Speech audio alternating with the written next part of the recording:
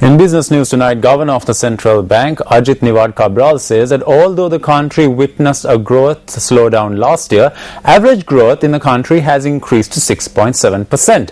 Cabral made this statement at the launch of the Central Bank's annual report today. The 2012 annual report of the Central Bank of Sri Lanka was released today at the Central Bank under the auspices of President Mahinda Rajapaksa. According to the CBSL's annual report, the country's GDP grew by 6.4%. The Central Bank noted that while the country grew by more than 8% in 2010 and 2011, growth slowed last year due to challenges here at home. The Central Bank of Sri Lanka notes that the impact on agriculture and inclement weather conditions was key among these challenges. The Central Bank of Sri Lanka notes that policy measures like credit limits, increasing interest rates, increasing import tariffs, increasing power and energy prices, which were taken to limit monetary supply and the trade deficit, also contributed to a growth slowdown. The CBSL notes, however, that the government was successful in maintaining a single-digit inflation rate for a fourth consecutive year. අපේ රටේ සාමාන්‍ය ආර්ථික වර්ධන වේගය 4.5ක පමණ තමයි තිබිලා තියෙන්නේ නිදහසෙන් පස්සේ.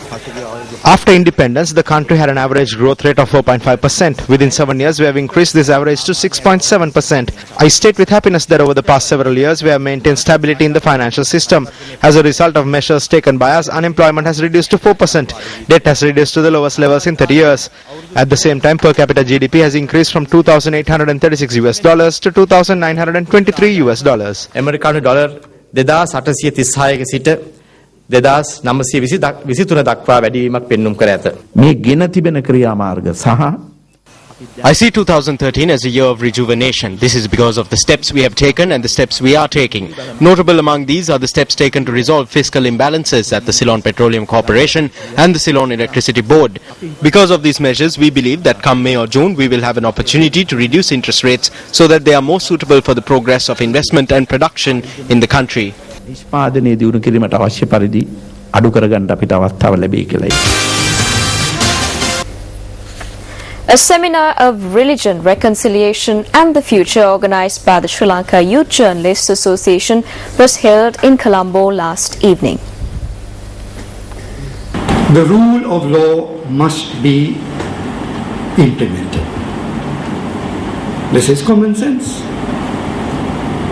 The police must have the authority to act freely and justly.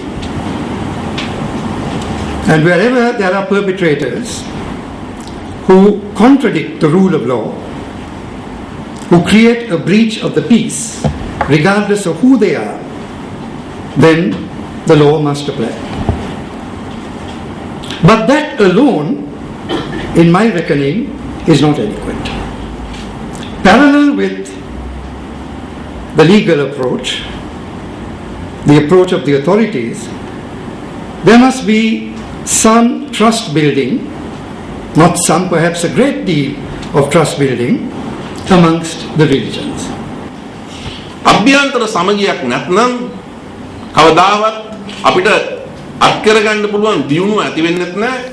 If there is no unity internally, we can never achieve development. We would never be able to successfully face the invasive forces that are against us.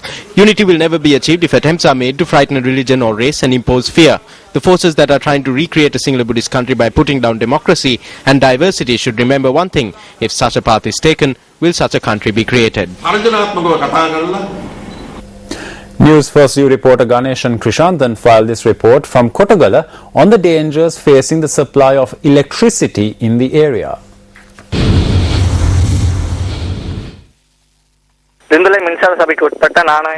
This is the main electricity post which supplies electricity to 15 families in Kirimatiananoya, which comes under the purview of the Lindula Electricity Board. This was constructed about 20 years ago and is now at risk of collapsing. Area residents say that such a collapse would put lives at risk or cause a fire. Today is day 5 of the News First Aurudhu Exhibition and Trade Fair 2013, which is being held at the Kandy City Centre. Visitors to the News First Aurudhu Fair 2013 have an opportunity to shop at close to 70 trade stalls at premises which sell items ranging from clothes and shoes to home appliances. Performance in the evenings add colour to the fair. The News First Aurudhu Fair 2013 is open to the public from 9 a.m. to 9 p.m. daily until the 12th of this month. With the Sinhala Tamil New Year drawing ever closer, tonight on our special segment, in view of the season, we take a look at the importance of the sun in New Year tradition. The Prince of the New Year. A traditional ritual of the Sinhala New Year is the lighting of a lamp prepared for the Prince of the New Year. This responsibility falls to the head of the household. The patriarch of the family must prepare an altar and light the lamp. According to traditional belief, the sun is the Prince of the New Year. The importance of the sun is not lost on Hindu devotees celebrating the New Year. Up next is a newspaper cartoon of the day.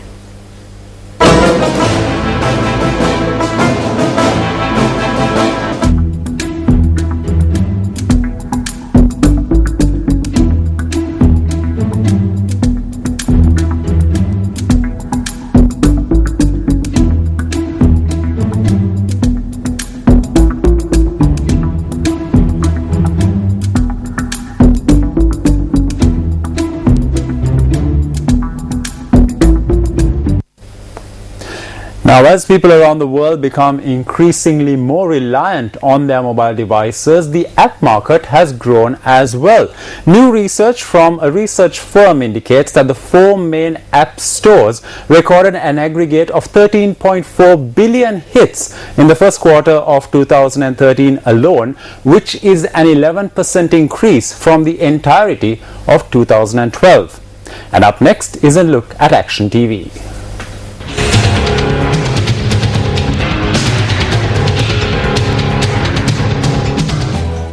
Last Friday, Action TV exposed the hardships being faced by close to 200 farmers as a result of the Mahakumbuk Kadawala Agrarian Services Officer, who is the recipient of the award for the Best Agrarian Services Officer in the Puttalam district, giving priority to contractors over farmers.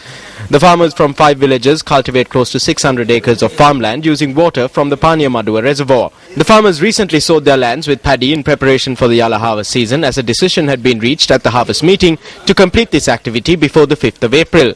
This decision was reached because it was intended to renovate the Panyamadu reservoir in July using an allocation of over 10 million rupees from the Ministry of Economic Development. Although the financial allocation was made at the beginning of the concluded Maha harvest season, the renovation of the reservoir was postponed, considering that the farmers had been unable to properly cultivate their lands over the past 3 harvests due to the drought, and conditions were fitting for a bountiful harvest. However, as the changing weather prevented a bountiful harvest, it was decided to allow farmers to cultivate their lands for the coming Yala harvest season as well. Accordingly, a harvest meeting was held and a decision arrived at to conclude cultivation by the 5th of April. 2 weeks after the paddy was sown last Wednesday, the sluice of the reservoir was opened and the bund broken, letting the water go to waste so that the renovation activity, which was to commence in July, could commence earlier instead.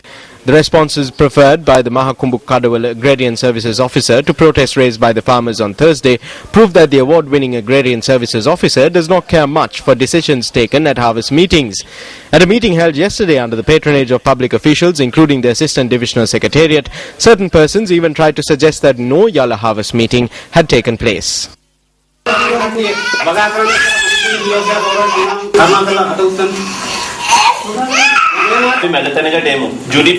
Let us reach a compromise. Can you finish cultivating by the first week of June? A good decision was reached today. This paddy was about to die, but justice has been served.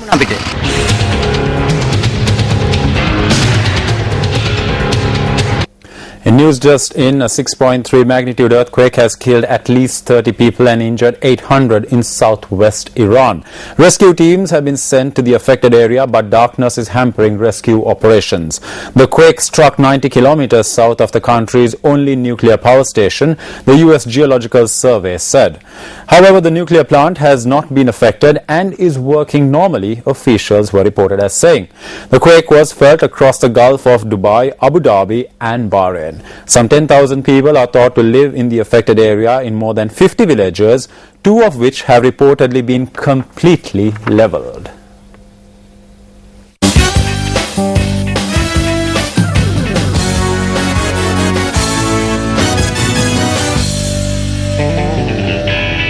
Kicking off your sports news this evening, 15 Sri Lankan footballers who were suspended due to indisciplined behaviour during matches had their bans lifted with conditions today.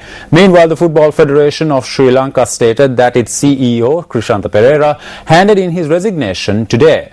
A communique issued by the Football Federation of Sri Lanka today states that the executive committee decided to lift the ban imposed on 15 players, allowing them to participate in future matches. The communique also notes that as Krishantha Perera, who served as the CEO of FFSL since 2001, had resigned, his duties were entrusted to the General Secretary of the Federation.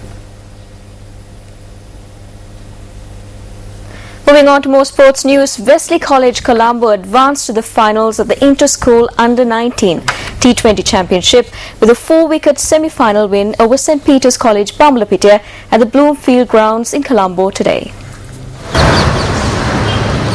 Winning the toss and batting first, St. Peter's College Bambalapitiya posted 158 runs for the loss of 8 wickets in their allotted 20 overs. Janith Liyanage scored an unbeaten 57 ball 99, while Dushan Hemantha contributed 22 for the Peterites. Jonathan Kadirman Pulle bagged 3 wickets for 20 runs for Wesley College. Chasing 159, the Wesleyites reached their target in 18.4 overs, losing 6 wickets. Sachin Jayawardena made an unbeaten 37, while Sharika Edrivira was not out on 35 for Wesley. Sahan Nanayakara bagged 4 for 17 for the Peterites. Wesley College's opponents in the finals will be St. Sebastian's College Moratuwa, who beat Prince of Wales Moratuwa by 40 runs in their semi-final encounter.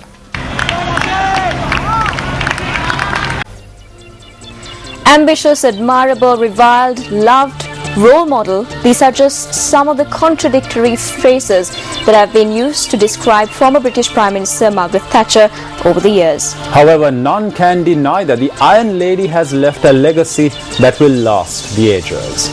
We leave you tonight with a brief look back at some memorable moments from Thatcher's political career.